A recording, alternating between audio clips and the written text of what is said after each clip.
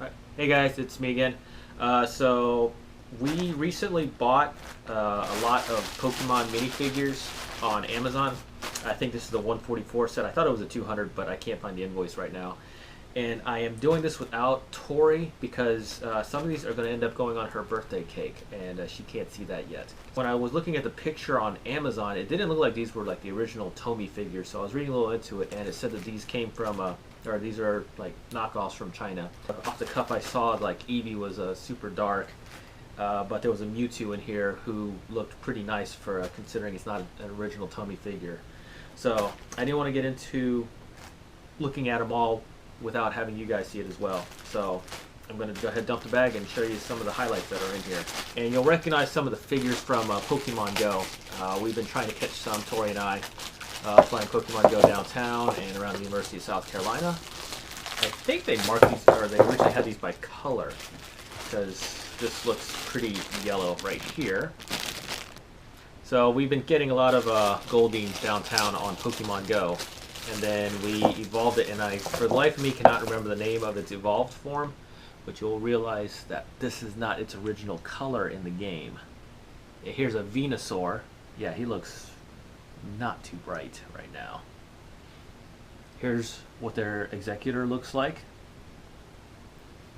Here's an Electabuzz.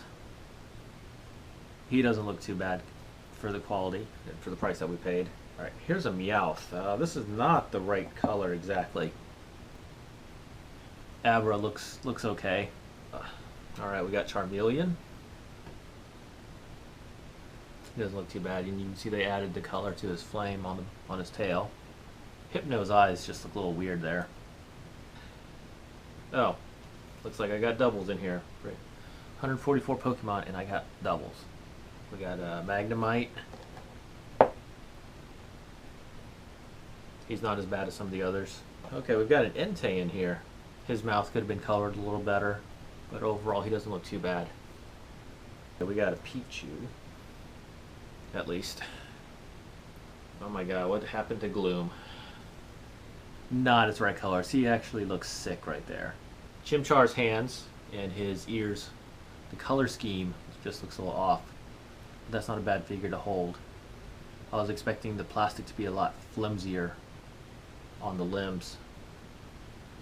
Onyx actually doesn't look a little bad. He could use a little bit more detailing, but he looks pretty solid for how much we paid.